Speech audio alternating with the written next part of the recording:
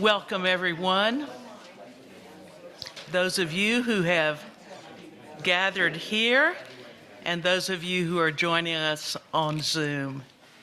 Welcome to the fine event in the midst of the 8th snowiest winter on record in Minnesota. Now, it could have been worse in late antiquity. However, weather records were not kept as assiduously as matters of the Pentateuch and the Trinity.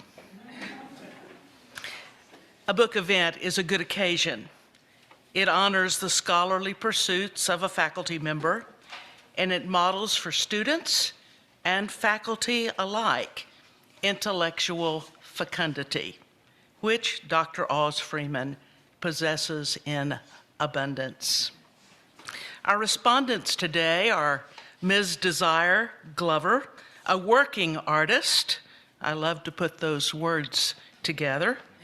An instructor and currently a student in the MA in Theology and the Arts program. That she loves illuminated manuscripts makes my heart rise up. Doctors Munjed Murad and Andrew Packman are fresh voices among our faculty. They are scholar teachers who bring energy, wisdom, humility, and challenge to the classroom. United has been made stronger by their presence, and their reflection upon the work of a treasured colleague will enrich this event. I want also to thank Meg Mercury, who by my count has overseen at least 4 of these book events, half of those for Dr. Oz Freeman. They have brought professionalism and great attention to detail when honoring the publishing work of our faculty. And your presence today, all of you, speaks of how we honor and treasure the good work that's going on. When I've been asked about United by colleagues with whom I've taught in years gone by, I have usually a whole lot good to say, and then I add this. It is an amazingly productive faculty. It's a writing, publishing, studying, presenting faculty, and I'm glad that we honor that as a part of the ethos of this place. We will enjoy a brief time of reception following the event. And yes, as is our custom, there will be cake. And so we welcome you, Dr. Oz Freeman, as you open this, and then there will be the responses in the order as listed in the program.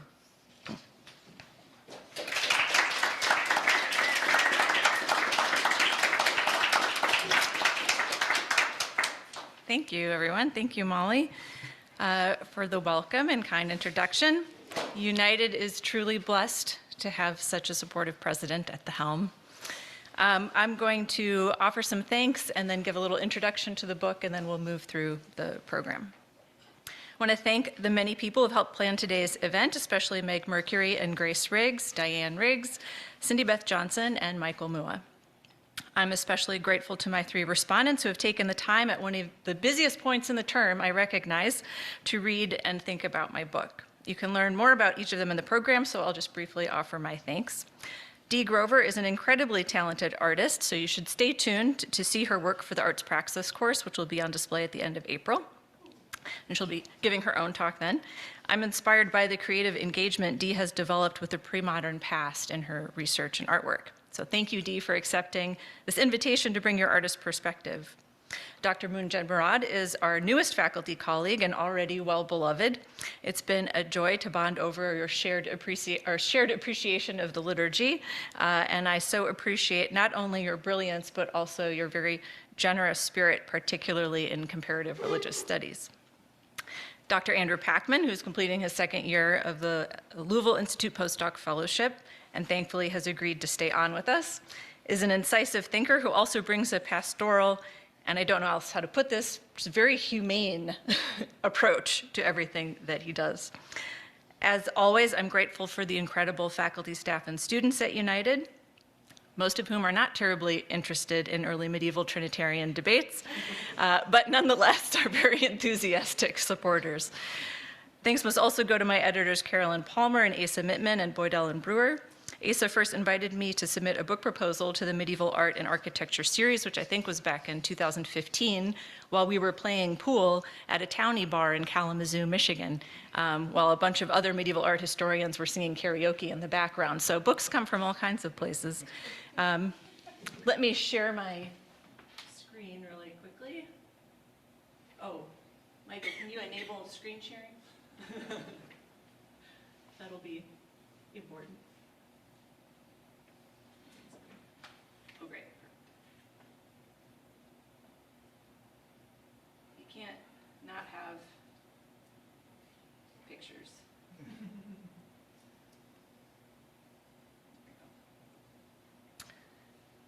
This is the book we're talking about. This book is dedicated to the memory of Paul Mayvert, who I am grateful to have befriended in the last few years of his life. Paul was a monastery-trained historian, so he never went to college or graduate school. But by the time I had met him, he had long left the monastery and with it the Catholic Church some 50 years earlier to marry the love of his life, Anne, who was also a scholar. In his early 90s when I knew him, Paul was still actively researching and publishing, and I loved nothing more than sitting in his living room and going over his latest theories about the Rothwell Cross. I also mention him as a way to encourage our students to reach out to scholars, senior and otherwise. For me, this kind of community and dialogue are the most vital, important parts of being an academic often. And senior scholars really aren't as scary as they seem. In fact, they can be quite lovely. As I'll further detail in a moment, this book is a revision of my doctoral dissertation, and so heartfelt thanks must also go to my doctoral advisor, Robin Jensen, who's now at the University of Notre Dame. She's had the most formative influence on me as a scholar and educator, and I'm always and forever grateful for her investment and support. And those who know me well know that I would not have finished a PhD, let alone a book, without the support of my family, especially my husband, Luke, who is the best housefrau that someone could ask for, all while also managing to do his own research. Our children, Alice, Thomas, and Agatha, are loving, supportive, and thankfully very forgiving children who are patient with their parents. And then lastly, my parents and in-laws have been essential supporters of our academic endeavors for many, many years. It truly takes a village. So I'll start by explaining the origins of this project, which I hope will be of use to our PhD-bound students, even in other disciplines. When I started my own PhD, I didn't have a specific research project in mind. I was generally interested in the problem of imaging God in the Middle Ages. And then during my first semester, I studied the Byzantine iconoclastic controversy of the 8th century. And because of my interest in John of Damascus and Theodore the Studite, Robin recommended that I investigate this text that's known as the Opus Caroli Regis contra Synodum, which means the work of King Charles against the council. This was Charlemagne's response to the pro-image Seventh Ecumenical Council. Initially, I thought I might translate that text for my dissertation, and then I found out that Andrew Romig at NYU was already working on the translation, so I moved on, but remained interested in Carolingian image theory. Shortly after that, in 2011, I was awarded a student fellowship from the Society for the Arts in Religious and Theological Studies, which I'm now on the board of. And I used those funds for a research trip to New York City, where I met with Andrew Romig, and then I also visited New Haven and Paris. In Paris, I made my first trip to the Bibliothèque Nationale, where I viewed all of the microfilm on Carolingian manuscripts that they had. One of the roles that I received was of the Ashburnham Pentateuch, and at the time, I thought it was an accident, because I didn't know anything about the manuscript, and I didn't know that it had a Carolingian reception, and that's affected how it was cataloged, and therefore why I received it. So here's just some of the images, and I'll give you some more details in a minute, but you can maybe see why I was immediately very interested in its style and these kind of curious images. You can see the fried egg god on Mount Sinai at the top there. So I took a bunch of notes on it and then didn't think anything of it and kind of moved on. A few months later, I wrote a paper in one of my last classes, a doctoral work, on images of divine presence in the Ashburnham Pentateuch. And in that process of research, I discovered, or really rediscovered, the Carolingian connection, and then even more interestingly, this modification to the Trinitarian creation image, which is what we'll be focusing on today. This led me to shift my research focus to a study of changes in Trinitarian images in theology during this transitional period between late antiquity and the early Middle Ages, and using the Ashburnham Pentateuch as a kind of case study in understanding that. So before I summarize the book, I should introduce you to the Ashburnham Pentateuch itself as an object. The precise date and origin of this manuscript remain mysterious to scholars, but the consensus is that it was probably produced in the Mediterranean world in the late 6th century, possibly in Italy. As a Pentateuch, it contains the first 5 books of the Hebrew Bible, though in its current state, it lacks the end of the Book of Numbers and all of Deuteronomy. As a Christian manuscript, its text is in Latin, and it is extensively illustrated. Originally, it had more than 60 images. Today, only 19 of those survive. And it's about 12 inches by 14 inches. It's a very, actually, sizable book. It's also known as the Pentateuch of Tours. This manuscript came to be known as the Ashburnham Pentateuch after it was sold to the Earl of Ashburnham in the UK in 1847 by the appropriately named Professor Guglielmo Libri, or Books, is his last name. He was a book thief. And he had stolen the manuscript along with many other manuscripts from the municipal library in France and sold it to the Earl of Ashburnham. He rebound the manuscript at this time, including a new cover, and he erased one marginal notation and added another one to try and make it look like it had come from Italy and not France. There's a whole book written on him if you're interested in art theft. But then, more than 25 years later, an article in the Parisian journal Le Temps identified it as the stolen manuscript, and then it was returned to France, where it remains today, but now in the Bibliothèque Nationale in the Grand Reserve. So my own interest in the Ashburnham Pentateuch focused on this image. This is the first image of the manuscript, and while it may look like a bunch of blobs, it's actually an illustration of the first few days of creation. In its current state, it depicts a single creator figure 4 times. However, in the late 1960s, Bezalel Narkis observed the manuscript under ultraviolet light, which you would not be allowed to do anymore as it damages the manuscript, and discovered that what had been interpreted as an orb in the first figure's hand, and you can see here, is that, and you can also maybe tell that the manuscript had suffered water damage at some point. Not an orb, but actually the halo of a second figure. And so it seems that in its original state, there were actually 4 father-son pairs depicted throughout the folio, and then an image of the Holy Spirit as a winged man hovering over the waters. Based on the timeline that we know of the manuscript's travels and the qualities of the paint that were used to redact the image, it seems that the image was probably altered in the early 9th century while at the monastery at Tours in France. The redactor painted over the Holy Spirit as well as the right-hand figure in each of these 4 pairs. And actually, if you notice, the composition is flipped in the bottom right, and that they're facing the other direction. And the original artist, had maybe used some kind of template or something like that. And so the locations of the Father and the Son switch there. And because the redactor painted over the right-hand figure in those 4 pairs, what they ended up doing was covering up 3 sons and 1 father. So what's left behind is 3 fathers and 1 son. This is a strange thing.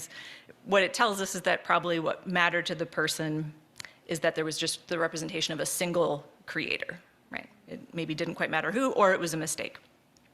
The father figure is bearded and the son is clean shaven in the original images. So my study of the Ashburnham Pentateuch is essentially contextual in nature. I'm looking at the textual and visual sources to determine why this anthropomorphic representation of the Trinity was acceptable to make in the 6th century and not in the 9th century. So let me fly through the overview of the book here. After a brief introduction where I kind of lay out theoretical concerns and some of the information about the manuscript that I just shared, the first chapter gives an overview of early Christian theological debates like that raised by Arius, as well as the Filioque debate, both of which contributed to a heightened concern for asserting the equality of the Father and the Son in late antiquity. The visualization of such theological reasoning is laid out in the second chapter, where I compare the Ashburnham Pentateuch's creation image to other late antique depictions of the Trinity and the Genesis creation story. While anthropomorphic images of the Trinity could be found on some 4th century sarcophagi, I did not find any examples within the more immediate context of the Ashburnham Pentateuch 6th century production. Also, in light of the Emperor Justinian's recent triumph over the Arian Goths in Italy in the 6th century, I suggest that the manuscript's presentation of God as 3 equal, similarly rendered men was a triumphant visual assertion of the Orthodox doctrine of the consubstantial and co-eternal Trinity. From there, I move on to the early medieval context for the reception of the manuscript. So in the 3rd chapter, I outline Carolingian understandings of the Trinity as expressed in image and text. In the visual record, I found that all the Carolingian depictions of the creation story depicted only one creator, the Logos, who is often identified with inscriptions and always with a cruciform or cross-inscribed halo. In other illustrations, the Trinity is invoked not by an image of 3 men, but by various combinations of symbols, like hand, dove, and Jesus, or a man, and dove, and a lamb, and so on.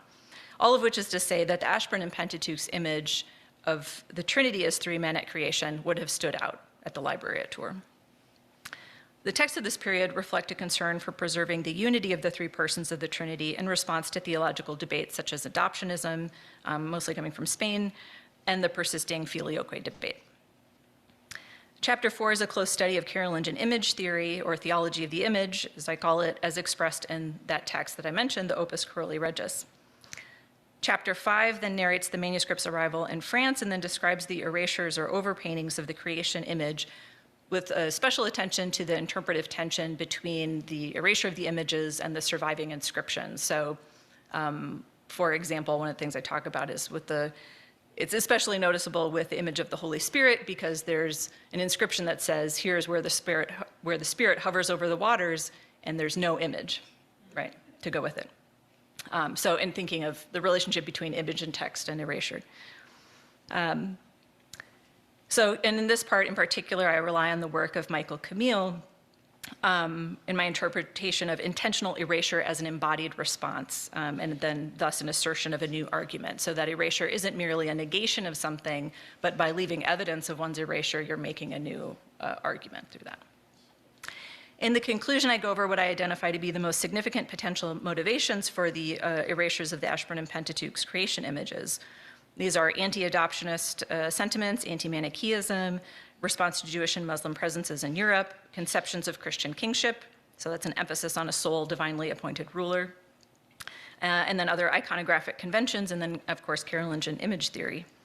So while the historical record doesn't yield enough evidence to point to a single factor over the others, which is too bad because I love BBC murder mysteries and I would really like to have like a concrete, this is who did it.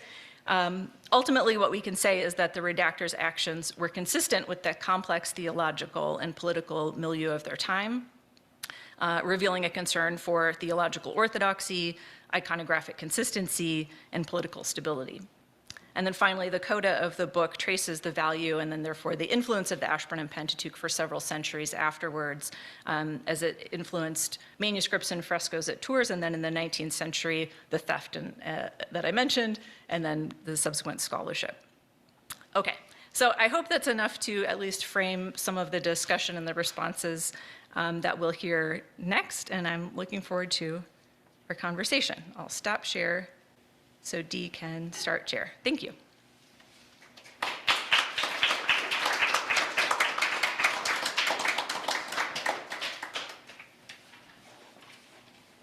Set this up.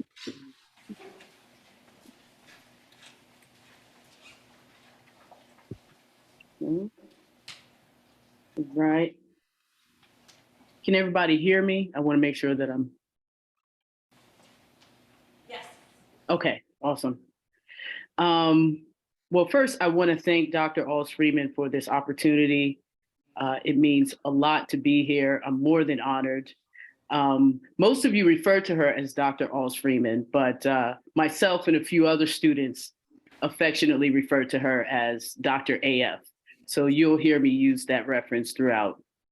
Also, I want to thank the teaching body here at United for just being shining examples of passionate scholarship and I can only hope to follow in your footsteps. And also, I want to just generally thank United Seminary for providing a space like this for an artist like me. I feel tremendously lucky to have found a seminary and a community that allows me to be my full self as an artist and as someone who loves theology. So I just want to say thank you. When Dr. AF invited me to review her book, I was more than honored, and frankly, I was intimidated. I'm simply an artist who has come to love studying theology, and I'm a novice at studying illuminated manuscripts. But she was kind to me, and she made clear that she only wanted to hear my point of view as a longtime freelance illustrator. So my focus today will be on the role of the artist when creating something as sacred and functional as an illuminated manuscript, such as the Ashburnham Pentateuch. Also, I will refer to the Ashburnham Pentateuch as the AP just for convenience from now on. So let's get started.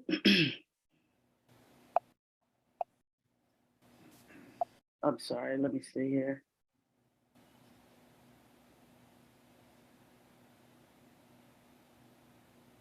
Guess it doesn't want to let me try again.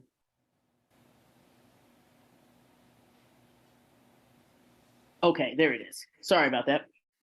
So redactions, erasers, alterations, and the like.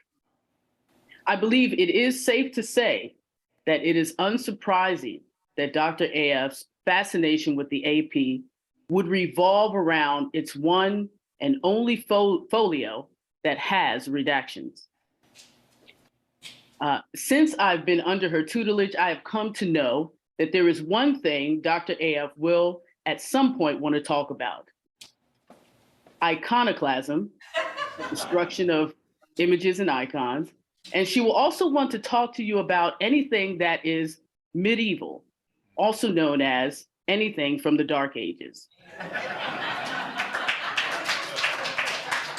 In short, she seems drawn to and inspired by the creative process of destruction.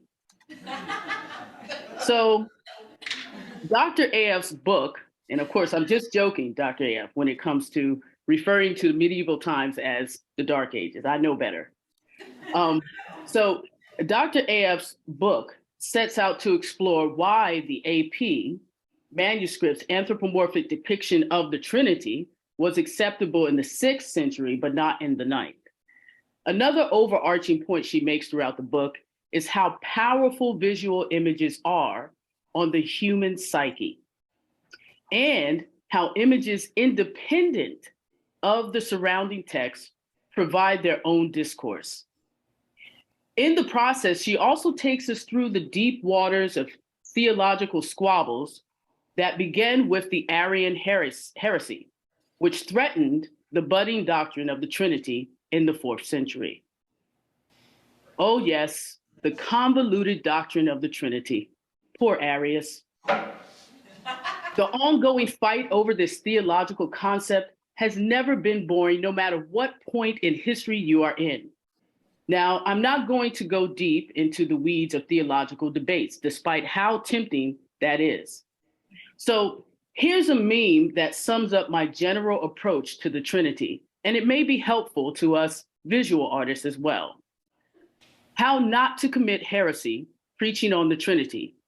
Say nothing and show pictures of kittens instead. Now, let's consider how in the midst of the Carolingian Empire's doctrinal anxiety and about religious images and the Trinity, there stands an artist, or artiste in the plural, who have been assigned the task of painting over the triunion of God on the first page of an illustrated Pentateuch that will be shared as a sacred book for centuries. This brings me to the role of the artist. So please bear with me as I stroke the egos of all the visual artists in attendance for just a moment. Over the years, I have come to realize that the ability of the artist to visualize ideas is a sort of superpower.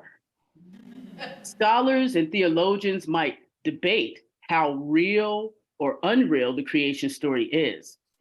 But when you are an artist commissioned to illustrate such a scene, let me say that reality becomes very relative very quickly. Regardless of what the theological debates are, it is our job to make what seems unreal more real with every brushstroke. In the matter of visualizing the divine in these beautiful manuscripts, the artist must ask themselves how they should draw, illustrate, or paint something no one has ever seen before. Yet, everyone has an opinion about it. No one has demonstrably seen God, but the artist has been tasked to illustrate or draw God for centuries. No one has witnessed the Holy Spirit hover over a bathtub, let alone a body of cosmic water referred to as the deep. But the artist must figure out how to make it convincing. Then you must also consider not only how other people feel about the outcome of your divine illustrations, but you must also consider how Almighty God feels about them. No pressure. For centuries, artists have been problem solvers. Charlemagne and many emperors before him understood the power of art, and they were not bashful in using it. As Dr. A.F. details in her book, illuminators and scribes figured out many ways to depict God in order to avoid as much theological consternation as possible. For example, she writes, quote, Carolingian depictions of the Trinity can be parsed into three categories based on their respective portrayals of the three persons. Number one, hand, man, and dove. Number two, man, infant, and dove. Number three, man, lamb, and dove. Am I shocked that over the centuries there have been many ways in which the Trinity has visually been depicted? No. Ask any artist who has been commissioned to create art. When it comes to visualizing someone else's idea, you will not be able to please everyone with everything you draw, paint, or design. You need to be comfortable with creating many different variations of the same concept. You also cannot become attached to any one image you create. In the industry of illustration and design, an artist will not use every visual concept they produce for a client. So the act of erasing, redacting, and altering is an all too familiar exercise for most of us. Although painting over another artist's work that was created some centuries before is not all too common and can probably lead to some unwanted outcomes. Now, remember, we artists are often put in the role of problem solving, but this doesn't always mean our solutions are reasonable. As Dr. A.F. makes clear, trying to depict God's three-in-oneness can lead to some strange solutions. For example, she makes note of the 13th century's fascination with the three-faced Trinity. It would remain popular for centuries. For example, most of you are probably familiar with this painting by 17th century artist Gregorio Vasquez. This piece is an example of the three-faced depiction of the Trinity that Dr. A.F. alludes to in her book. Now, what you all may or may not know is that about a century before the Catholic Church officially banned these types of paintings in 1730, an attempt to forever censor this type of painting was made by Pope Urban VIII. At the Pope's direction, hair was painted over the two side faces to conceal them. But centuries later, in 1988, during a restoration process, the faces would be discovered and uncovered. Consider this: the Pope's censorship of this painting was granted over 300 plus years ago. And can we blame the Pope for being so bothered by this image? It's one thing to read about the Trinity. It's another thing to hear about the Trinity. But to actually see the Trinity in Jesus's face, well, I have so many questions. And this is precisely the point. As Dr. AF puts it, quote, images are not mere illustrations of the written word, but they are primary sources in their own right. I could not agree more. Thank you.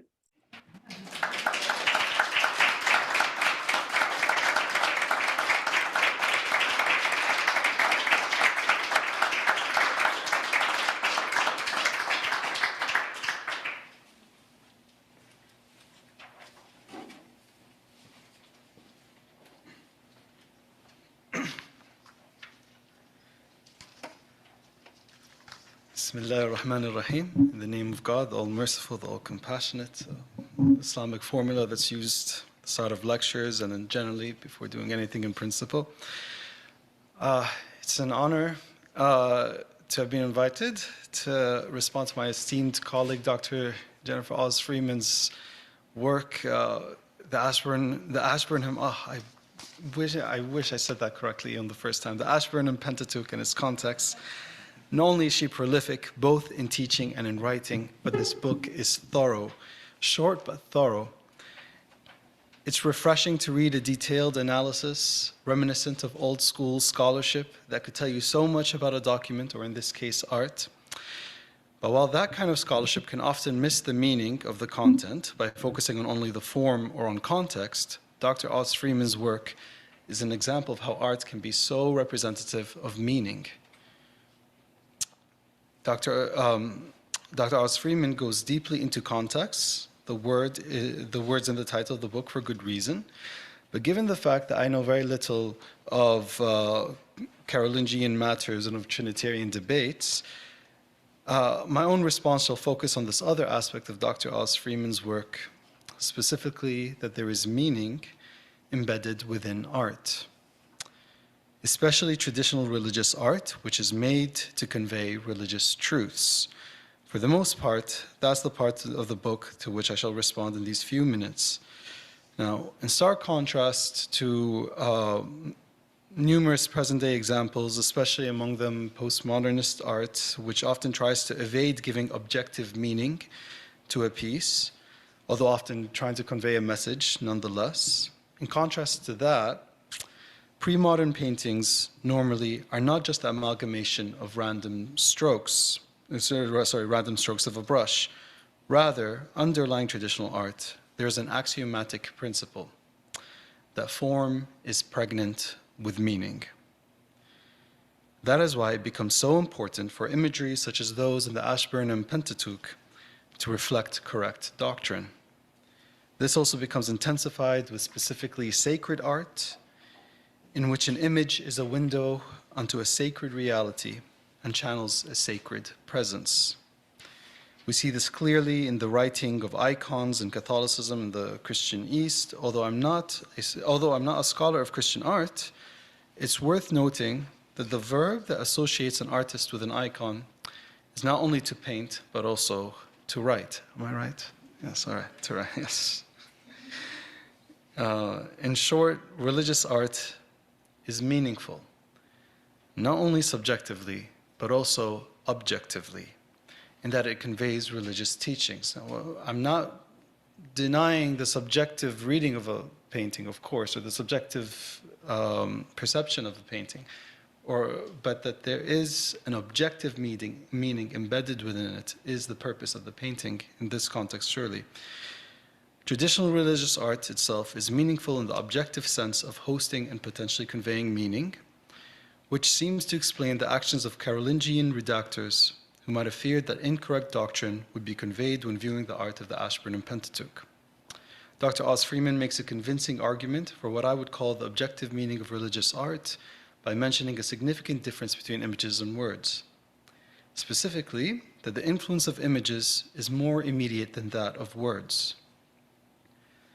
She quotes John Berger, who says that a child looks and recognizes before learning to speak. How profound. Now, I must disagree with some use of this theory in the field, specifically its presumptions concerning human history. This idea that we recognize an image before we learn to speak, used to understand human history, that we've evolved from people who just recognized imagery, grunting cavemen who began to draw inaccurate images on walls and later evolved into civilized beings who could produce artistic precision, who could produce with artistic precision and literary greatness. Rather, I believe that the first human beings spoke in poetry, that when they drew spiritual realities, they drew them symbolically. And that with time, we descended from spoken poetry to spoken prose, and much further descended from symbolic stylistic drawings to naturalism. But that's a separate conversation. In any case, Dr. Oz Freeman provides remarkable insight by highlighting that in general, the influence of imagery can be more direct than that of words. Can we give her tenure? Just now? Tenure committee. Can just... Dr. Oz Freeman's survey of various theories for the redaction of the imagery in the Ashburnham Pentateuch is a remarkable feat. She's conveyed various theories painstakingly, and among these theories in the field is that the redaction is the result of Christian concern over a negative Islamic reaction, rooted in Islamic opposition to polytheism as well as Islamic aniconism, especially in light of the fear of jihad and the possibility of being subject to Islamic dominance. As a scholar of Islam, I should probably say something about this. Now, the theory appears to me as strange, and it's not Dr. Oz Freeman's theory, it's a theory within the field, and she's surveying the field. Now, it appears strange specifically because the Sharia protected Christian communities within its lands, and it allowed Christians to have their own religious rituals and artwork. There's a reason why some of the oldest Christian communities today are located in lands that have been governed Islamically for nearly a millennium and a half. There's a joke about a missionary going to Lebanon and asking where's the mission house, and a local Christian says there is no mission house, and he tells the local Christian, the Lebanese Christian, the Arab Christian, who converted you? And the Christian answered, the Lebanese Christian answered, well, the man himself. So that's to say that Christianity has been present within the Islamic world for as long as the Islamic world has been under Islamic governance, and that the Islamic governance allowed the Christian community to have its own religious rituals and artwork. The image that non-Muslims were subject to paying a non-Muslim tax and were oppressed is a half-truth at best. Non-Muslims did pay a tax specific to them, but unlike their Muslim neighbors, they didn't have to fight in battle, and the Islamic government guaranteed their protection from aggressors. Their tax then functioned in lieu of conscription, and it was their contribution to the state that protected them. Moreover, non-Muslims did not have to pay the alms that Muslims had to pay. Putting aside practically inevitable exceptions that transgressed Islamic law, this image that non-Muslims were oppressed in Islamically governed lands distorts by and large what is taking place. I'm sure there are some exceptions here and there. Of course, there are. When Islam first went to India, it destroyed temples.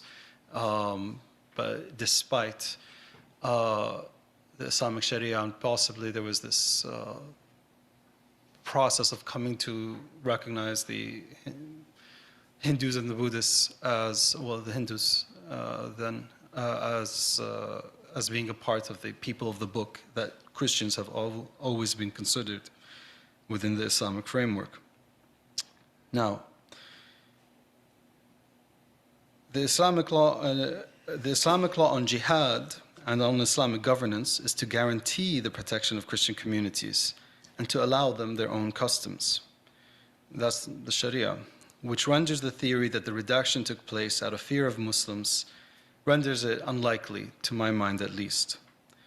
Nonetheless, the theory is plausible in a sense, in that it's worth considering that a misinformed redactor could have feared Islamic opposition to apparent polytheism, and so redacted the text. And perhaps it was a redactor responding to some exception that transgressed Islamic legal rulings. And here I shall ask Dr. Oz Freeman, were there cases of Muslims in the area damaging Christian artwork that could have inspired the redaction and hence the theory? Now, regardless of the presence of such acts or the lack of it, however, I must say that Dr. Oz Freeman has rendered a remarkable service by surveying so many theories concerning the redaction. I shall conclude with a reflection on art that I learned from an Islamic philosopher. Reflection upon this matter that I learned from an Islamic philosopher shows something of the remarkable contribution that Dr. Oz Freeman has made in the book. Now, art participates in time and space. A painting is art in space.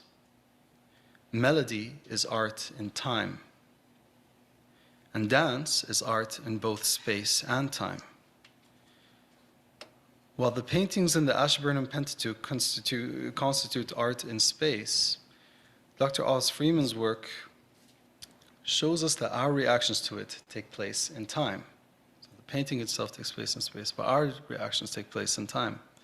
Therefore, a painting not only can host the objective meaning of the painting, but it can also reflect to us the changes in the theological and circumstantial shifts within ourselves and within a civilization. And so we can learn more about our own history as we contemplate paintings and the embodied responses to them. To use Dr. Oz Freeman's remarkable terminology, embodied responses. This shared insight is a great contribution of Dr. Oz Freeman's work, one contribution among many.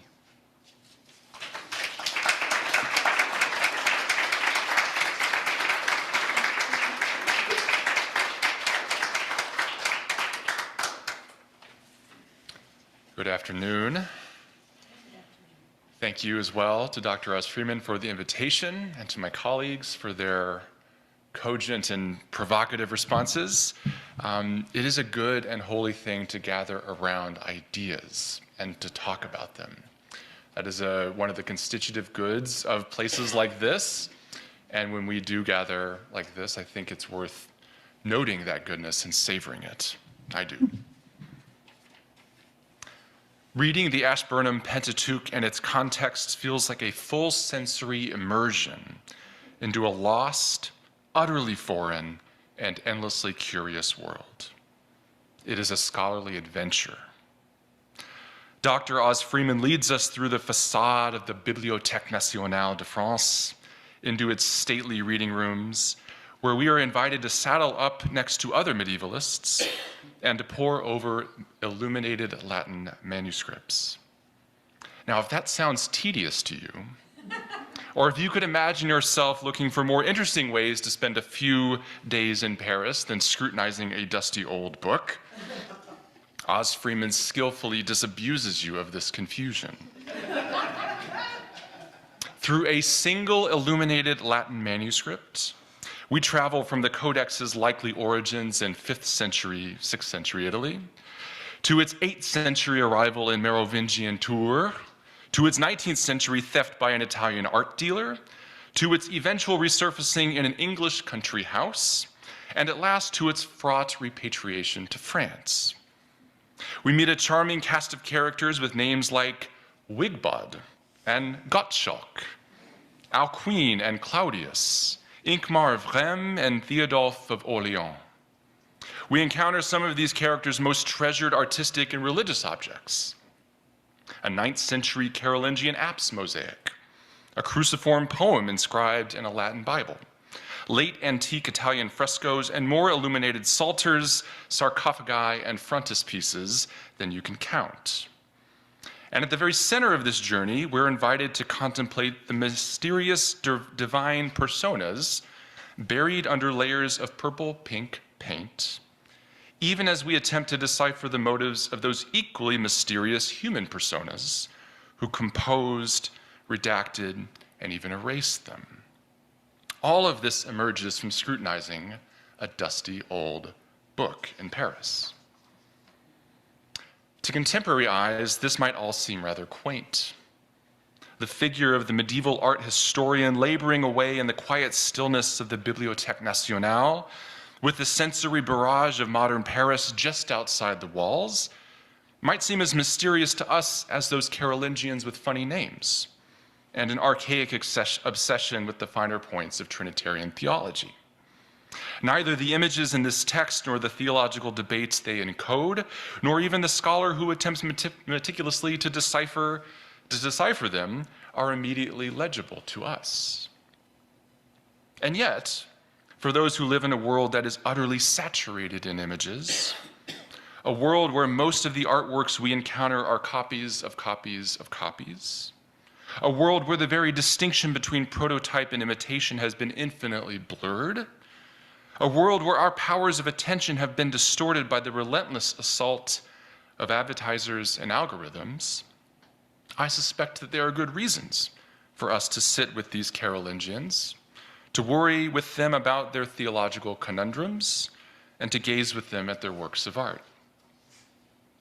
Perhaps, like those erased divinities buried under purple-pink paint, there is something of great value to be identified, recovered, even savored in this portal to medieval Francia. To speak as a theologian, we might even wonder if there isn't something salvific about scrutinizing such dusty old books and gazing alongside those in the distant past. This brings us to one of the central claims of this exquisitely erudite book, as well as one of its fundamental achievements. The claim is that even in this single image, on a single folio of a single manuscript, there is infinitely more to see than initially meets the eye. This is true of the creation image itself, whose visible surface obscures the history of depiction and redaction buried in its deeper layers. But it's also true with regard to the broader artistic, theological, social, and political powers at play within the image and around it, not only in its creation, but also in its reception and redaction. The claim, in short, is that images contain multitudes. Like those fluffy croissants that Dr. AF may have enjoyed on walks to the archives, religious images incorporate layer upon buttery layer of delicious complexity and fascination. But unlike those croissants, religious images, especially those from the distant past, do not so easily divulge their secrets. Rather, they call for interpretation. They exist not simply to be enjoyed, but to be understood, to this point about meaning and form bearing some sort of meaning. And this is intellectually demanding work. In addition to formally analyzing the work's composition and coloration and material constitution, the medieval art historian must situate the work within multiple overlapping horizons of meaning. The artistic conventions it reinscribes and subverts, the political tensions through which it was forged, the contemporaneous theological debates that made it sizzle with religious significance. Os Freeman excavates these depths with aplomb, navigating us through hundreds of years of scholarship, written in at least 4 different languages, and curating her readers through the iconographic nuances of a veritable deluge of late antique and early medieval images. The sheer learning inscribed into this volume is itself something to behold. But in my view, its real achievement lies elsewhere. In composing this argument, in assembling its images, some of which Dr. Os Freeman reproduced herself, in curating this scholarly journey into the Carolingian world, Os Freeman has made all those buttery layers of meaning palpable and perceptible for us, her uninitiated non-medievalist readers. The reading of this book is thus a performative instantiation of its central claim. Having journeyed with our Virgil, we readers, in the position of Dante, find it much more plausible why someone might spend their precious Parisian days à la mode as Freeman. But more than that, I think there is a decidedly spiritual invitation in this book, one located near the center of Oz Freeman's broader pedagogical and scholarly ethos that invites the reader to inhabit a way of life, one that is more attentive to the religious depths of visual culture and responsive to the limitless surplus of meaning ensconced therein. In all frankness, this book, along with Dr. Oz Freeman's frequent collegial charges to abjure the logocentrism of theology and theological education, something we hear frequently in our faculty meetings, this has all occasioned such a spiritual summons within me. And so I raise the following observations and questions in a spirit of gratitude for this invitation and curiosity about what it might actually entail for us to pursue such a life. First question concerns the relationship between image and text, which is a central theme of the book. Oz Freeman forges a position of real subtlety here, both in her attention to the way Carolingian image theorists understand this relationship and in her own interpretive methods. In both, she affirms a fundamental difference between image and text, even as she insists that any adequate interpretation of illuminated manuscripts requires attention to both. I certainly don't contest that there's a difference, though I found myself interested in wanting more clarity about just where it lies. On the one hand, when Dr. Oz Freeman attributes various theological arguments to medieval images, I felt the need for a firmer distinction. After all, the visual artist neither tells us what to believe, nor draws logical inferences to or from premises. Rather, artists show us something. They render something manifest to us in a way that transcends and precedes and maybe even conditions theological argumentation. So in calling this argument, I worry that the uniquely visual demands of such supra-discursive works, that those demands might be distorted on us. On the other hand, I occasionally wanted to make the distinction more porous. After all, both written words and images are visual media. That is, they appear within our own perceptual field, and they signify meanings that are not strictly limited to the visual. Surely then there is a common horizon of meaningfulness that contains both image and text. If not, I don't see how the powerful comparative movements between image and text that Oz Freeman enacts could be sustained. And if so, isn't the difference between word and image no longer fundamental at all, but rather relative, a derivative of some more encompassing field of meaning that is both imageable and discursively articulable, but not finally reducible to either? This brings me to my second question, which concerns the nature of that surplus of meaning found in religious images. Following the work of Robin Jensen, Oz Freeman argues that images must be understood both in terms of their form and their function. That is, we must attend to their formal iconographic qualities, what we moderns might call their aesthetic or artistic dimensions, as well as the various roles they played as material objects in reiterating or transgressing social, cultural, and theological norms, what we could call their historical dimensions. This book, as a work of a medieval art historian, brilliantly exhibits the surplus of meaning on both those fronts. But I found myself wondering if the surplus emanating from this creation image was even greater yet, one that exceeds the limits of both art and history, one that approaches, even asymptotically, the infinite, ultimate reality itself. To frame this as a question, in addition to the insights to be gleaned about the formal qualities of the image and its multivalent function in the Carolingian world, does this image, in all of its complexities and textures and historical nuances, also reveal something of God to us? Can images do even that? Perhaps this is asking too much of images. It's most certainly asking too much of Dr. Oz Freeman, qua medieval art historian, to speculate about what such images positively reveal about the divine. But as a theologian, I couldn't help but notice that such a claim might be latent in the book's treatment of divine erasure. Following the works of Jas Elsner and Michael Camille, Oz Freeman provocatively claims that the decision to paint over 3 images of God the Son and 1 image of the Holy Spirit constitutes more than a mere negation. It is also a positive representation of divinity, one that emerges as an embodied response and inscribes the particular theological viewpoint of a redactor, who for many reasons found the original image to be objectionable. As Elsner puts it, even such instances of iconoclasm are themselves forms of a substantive discourse.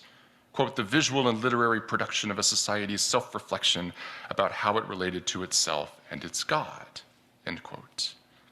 In contemplating this, Oz Freeman suggests that in her own study of the Ashburnham Pentateuch, in selectively foregrounding some elements and relegating others to the periphery, she too, quote, could be considered one of the manuscript's redactors, close quote.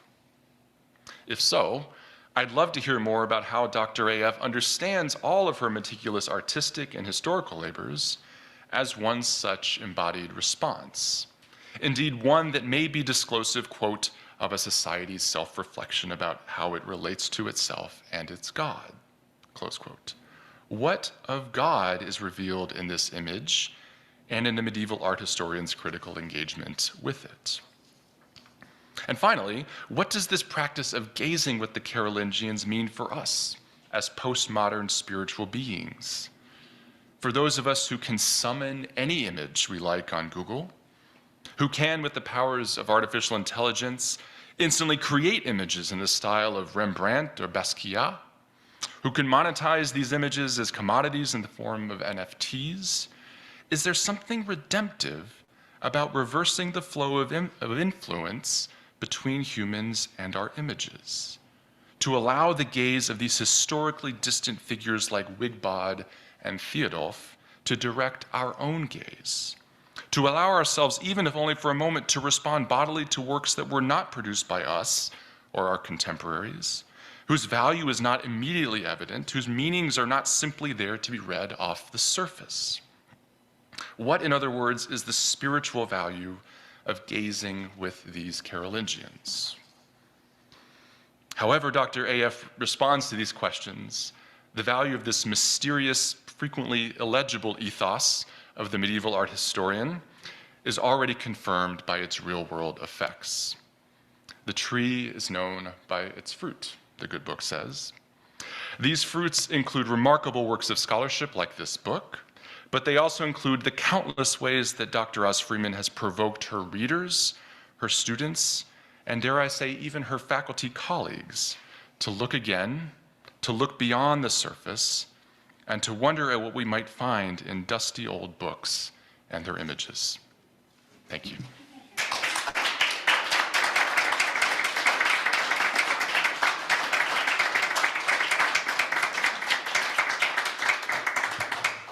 Thank you. What fun. I'll move through my responses here as well as I can, and then we'll have some time for Q&A. So first to D, I do love, as you put it so nicely, the creative process of destruction, which is maybe funny or counterintuitive me as both an artist and an art historian to be fascinated with the destruction of images, but maybe that makes also total sense. D, having taken several of my classes, I think has observed that they often end with iconoclasm and or protest art. So I should probably reflect on that impulse in my course design. D, I really appreciate your description of artists who you refer to as problem solvers, which is so true, and really not recognized enough, I think, by the general public.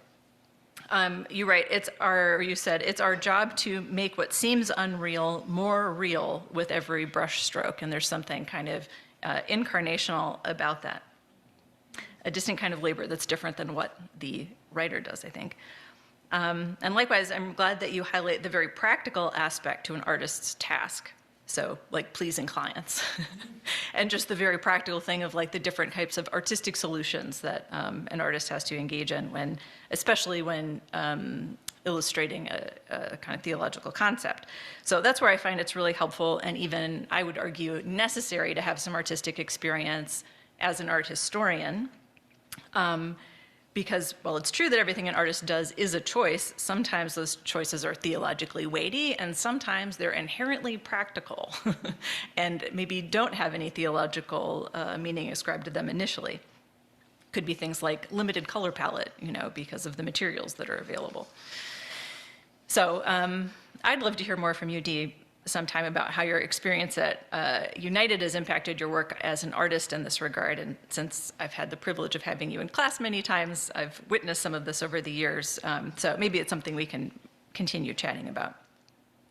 To Dr. Murad, I appreciate your description of sacred art as having both subjective and objective meaning. And I'm very intrigued by your statement about the first humans speaking in poetry. So we're going to have to follow up on that. And thanks especially for your response to my book's discussion about Islam as a potential factor in the redaction of this particular image. And as you know, and as you summarized very helpfully, there is a lot to correct in terms of misconceptions about the history of Islam and its relationship to Christianity.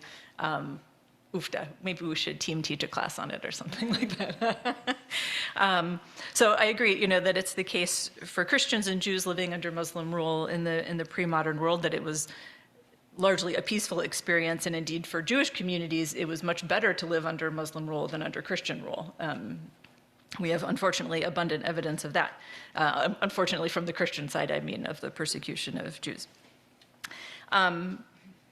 So the function of that in my chapter here is paying attention to the way that the military and religious success of Islam caused Christians, especially in the East, but also in the West, to really reevaluate their own theological and therefore artistic positions. And so becoming kind of reconsidering or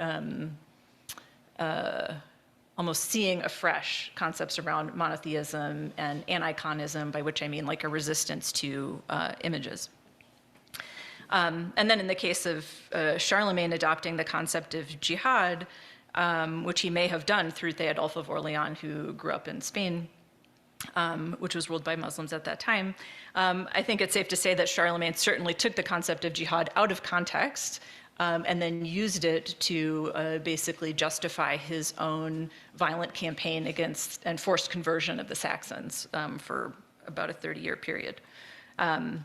And as you note, and this is the kind of thing that's very important to keep in mind, that a misinformed redactor is always possible, and probably very likely. Our period, our age is not the only age of misinformation and fake news, right? So this is even more so maybe the case in the pre-modern world. And that's what makes it difficult as a historian to kind of take into consideration both accurate information and then the various ways that it might be perceived or misperceived as well to kind of contribute to responses. To my knowledge, there's only one recorded, and I could be wrong, but there's only one recorded instance that's recorded in both Christian and Islamic sources regarding Islamic iconoclasm against Christian art in this period. And that's actually quite early on in the 8th century in the Eastern Roman Empire, also known as Byzantium. And I think it's maybe telling because that it's the only instance that I know that's recorded in that period, and I think that the fact that it's recorded also speaks to its probable singularity, that it was relatively uncommon, in other words, such that it needed to be remarked upon, if that makes sense. And so my understanding is that it's not the case, in Spain, for example, that Muslims are destroying Christian art, and that actually the Christians in that area, to your point, are allowed to conduct their worship as they want. And so I don't see Islamic iconoclasm being a factor. I think that Islamic theology is probably maybe it could be a factor, right? But not iconoclasm. And then finally, I very much welcome your reflection that visual art participates in both space and time. And so our responses to visual art take place in and through time, and that renders visual art a really important resource in studying the past and then its relationship to the past and so on. So, to Dr. Packman, I've never compared images to croissants, but they both do contain multitudes, and now I'll never think of them the same way. Every time I eat a croissant, which is regularly, I can meditate on that. I do think you're right to push me on further clarity regarding the relationship or difference between images and texts, and that's for good reason, because I myself am not settled on the difference between images and text, even as an art historian. And I think neither were, the thousands of years of religious tradition that precede us are also not settled in that account. That for me is actually part of the attraction of studying this period and the figures that I study. I noticed in your comments that you made this contrast between telling, associated with words, and showing, associated with images, which I read as kind of having an implicit connotation with, say, instruction or command on one side with the word, and then revelation or invitation on the other side with images. So I like how pro-image you seem to be in your language, and we can continue with that. Yeah, it didn't take long, did it? Right. And I do take your point about wanting to avoid describing the work of images as being that of argument. I mean, I understand your line of reasoning there, but on the flip side, I think I'm actually motivated to use such language of argument about images precisely because images are often seen as being merely illustrative of texts, and then in such cases are perceived to not make their own assertions, to be kind of derivative. And so my concern there is not just in defense of images in my role as an art historian, the way that I just convinced you of, but also because I worry that if we don't cultivate an awareness of the rhetorical power of images, we might not recognize how they impact us and manipulate us and all those kinds of things. So I do think there's something worthwhile about keeping that option open for images, image as argument, basically. But I think having a multitude of approaches or descriptions is necessary. So I'm maybe getting a little off track, but I'll return by heartily agreeing with your observation that images and text are both visual media. I'm really glad that you brought that up. And in the Middle Ages, the category, there's lots of ways that the category between image and text gets blurred. Jeffrey Hamburger, who's at Harvard University, has a wonderful book on the iconicity of script, which is exactly on this and looking at the ways that script in medieval manuscripts takes on icon-like, or image, becomes image, and the ways that also images can become text-like. So I think you would have a lot of fun reading that. So, but even so, I'm not really sure I'm ready to give up a descriptor like fundamental in describing the difference between word and image, so I pose relatively fundamental. So, I don't know if that makes any sense. It's like a double negative. And then regarding your question about the surplus of meaning in this image and then sacred images more generally, the Carolingians would say no. The Carolingians would say, no, images are not spiritually necessary. They don't reveal anything about ultimate reality. They're fine for teaching and using like inspirationally. You can beautify things with images, but we don't need them. And they might be distracting. They don't reveal anything about ultimate reality or God that we need. The Orthodox tradition, on the other hand, would very enthusiastically say, yes, yes, images can do this. In fact, they do this. And this is in the works of Theodore the Studite, who one of my students this term dubbed Ted the Stud, which now I can't unknow. And then also John of Damascus. So the Orthodox perspective is that sacred images and portraits of Jesus in particular are not just permissible, but are theologically necessary because God became flesh and therefore imageable. The line of thinking is that to deny the image of Jesus is to deny the reality of the incarnation. So it is actually, they would say, heretical to deny creating images of Jesus. So the stakes are quite high. Theodore the Studite, Ted the Stud, put it this way, quote, "If merely mental contemplation were sufficient, it would have been sufficient for him, that is God, to come to us in a merely mental way." So that is to say, the visual and the material are absolutely essential in the salvation story. Right? So whether there's anything salvific about gazing with those in the distant past, I think first we'd have to settle on what we mean by salvation, and we don't really have time for that, I don't think. So instead, I'll just say briefly that I do believe that historical inquiry, and particularly the way that you really evocatively framed it, cultivates empathy and curiosity. That's why I think the study of the past is absolutely essential. And we could say in that sense maybe salvific in some way. And that the study of the past also demonstrates that, there's nothing new under the sun. And so I don't mean that in a negative way, but rather that the past is a really valuable and often underused, untapped resource in contemporary constructive work. Can I get an amen from the historicist? Okay. So wrapping up here to move to Q&A, thank you, Dee, and Dr. Murad and Dr. Packman for generously engaging with my work. As some of you know, after slogging through a dissertation project over many years and then revising, or more like subduing, that slog into publishable form, one can grow a bit weary of your project. And I'm happy to report that the Ashburnham Pentateuch is still very exciting for me. The manuscript, that